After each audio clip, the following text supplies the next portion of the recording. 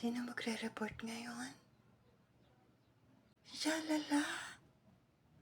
Hoy, ako yun! Nia! Makinig kayo at itong kakwento sa inyo. Itong kakwento ko sa inyong lahat ay ang tinirador na Adarna na kulay putakti. Nangangalang ngayong Darna or Pekta. Si Pekta ay isang tutuping kalapati na mas tungay na parang sipilyuhan na naglalaway na ibang kalabaw. Naunawaan niyo, ba ang tutupi ay isang tutuping kalabaw na nahuli sa bahay kalabaw. Na mismong bahay baka, binibenta katabi ng pawn shop. O isang sabi sa nanay niya, nalinis mo ito. Napulala ko. Agad lumawa. Linisin mo itong ibon na tinirador ko. Anak niya. Asan na? Ba't ito'y natira? Puro balahibo. Sa kapito yung paa. Dalawa yung pakpak, dalawa yung tenga, dalawang mata. Ilong na malaki. Mas malaki pa sa kalabaw. Wala bang papaya? Di ba may papaya sa kwento nun? As in papaya. Yung papaya sa kwento. Sandali lang. Babasahin ko pa. Sa kalagyan mo ng papaya. Ayan na. Di ba wala naman nun? Hinuhuli ko lang si Shalala kung alam niya yung kwento. Napakalalayo, di ba? Ano, umiyak? Di ba sabi na nanay niya, lagyan mo ng tawas, ibabad, para di malangsa. Habang hinuhugasan. Saka walang tomato sauce yun. May narinig kayong tomato sauce? Di po tapos eh. Di siya tomato sauce. Diba? Carla, ikaw na nga lang magkwento. Mas maigi pa. Ganito yun eh. Hugas na yung kaldero nun. Pero yung kaldero naging tirador. At hinanap ni Aling Ising yung asawa niya. Wala naman dito si asawa ko. Wala rito yung asawa ko. Hala, ano yun? Ba't umiilaw ang statwa ni Karor? Ako ang mandirigma dito sa gubat. Anong katanungan mo? Kung nasaan ang iyong asawa? I don't know. Who's your asawa? Ito ang gagawin mo, bubulong ko sa'yo. At tulirong naglakad si Aling Ising. At ginawa niya lahat ng sinabi ni Karor. Sabi ng engkanto sa kanya, nasaan na yung asawa ko kaya? Sabi ni Karor, kausapin ko kunyari nasa tabi ko. Kausapin ko daw ng kausapin para makausap ko. At itapat ko tong kaldero para umihip ang hangin ng malakas.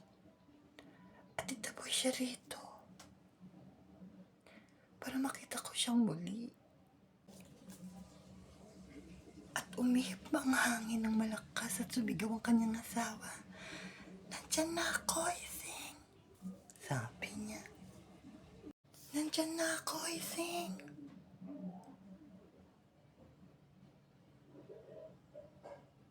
Asawa ko yun na. Papunta na ako. Magluto ka na. Ising, naririnig mo ba ako? Bakit may mga pipit? At naririnig ko yung asawa ko. Nasa katauhan ko. Ano nangyari sa akin? Ganun na lang yun. Akala ko ako legit. Magsahin ka na, Ising. Alay na naman siya, naririnig ko na naman. Pero ang daming pipit, ang daming ibon. Pumunta sa kaldero. Hala, bumulagta ang lahat na ibon. Naiulam na ako. Hindi ako makain ng pipit. Hala, ba't naging Adarna? Si Ising. Ano ka? Namamaligmata? Na paano si Ising? Ba't naging ibon na Adarna? Ano tingin ko mukha pa rin akong aso? Hala? Duling ka ba? May sinasabi yung mga pipit sa kaldero. Naengkanto ako. Tandaan mo yung karor. Ising, magpapaalam na ako sa'yo. Inangkin akong anak ni Karor. At pinangalanan akong Darna. Visit ka, Pekto. Ikaw pala si Darna.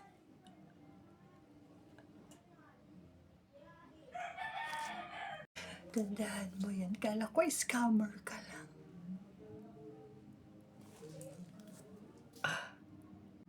Isa ka pala rin manloloko.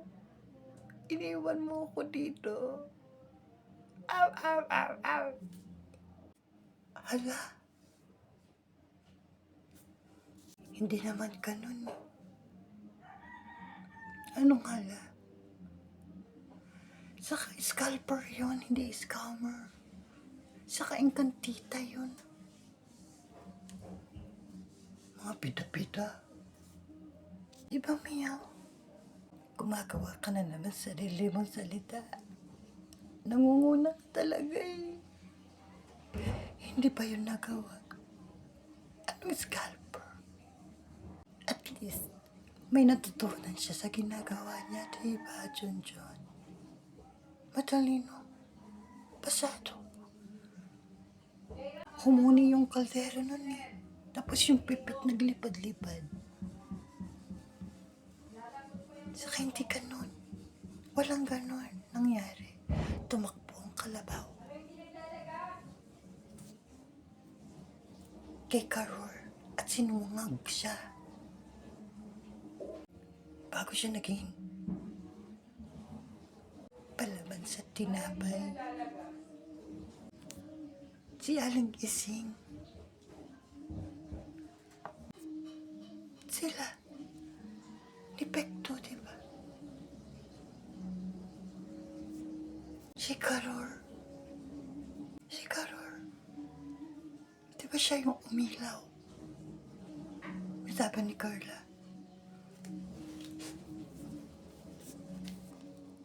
Kanta nga na paliwanag ni Carla, hindi ka nakikinig. Diba? At least may natutunan ka kay Carla na paliwanag yun na maayos. Ikaw, pinagsasabi mo, wala akong naiintindihan, wala akong matutunan sa'yo. Dahil naman sa akin yun. Na-deliver ko yung araw ngayon. At least, kahit pa paano, sa kwentong yun, ni Carla, ako ang naging daan para sa kaalaman natin, para sa kinabukasan natin. Makakagraduate tayo nun. At least hindi niya alam dahil doon, di ba? At least may natutunan tayo. Kadiri lang nga yung kay Carla. Sa akin maganda. Di ba? Huwag mo pagpipinangan si Carla. Ikaw ang gumagawa. Hindi siya kadiri. Bakit? Bakit ako lang? Hindi ako masama. Isa rin kayong kadiri. Kadiri kami kanon. Kanon? Kanon?